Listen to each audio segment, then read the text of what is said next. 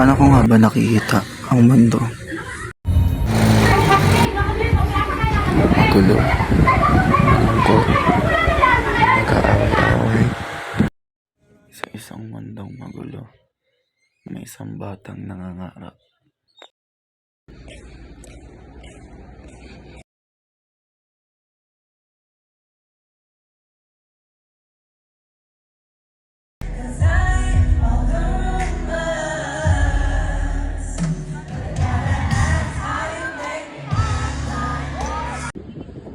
Nangangarap na sana mas marami masayang memorya at positibong enerhiya, lalo na darating na at sasapit na naman ang Kapaskuhan, kung saan magbubuklod-buklod ang mga pamilya na magbibigay ngiti at saya sa buhay ng bawat isa, lalo na sa mga bata.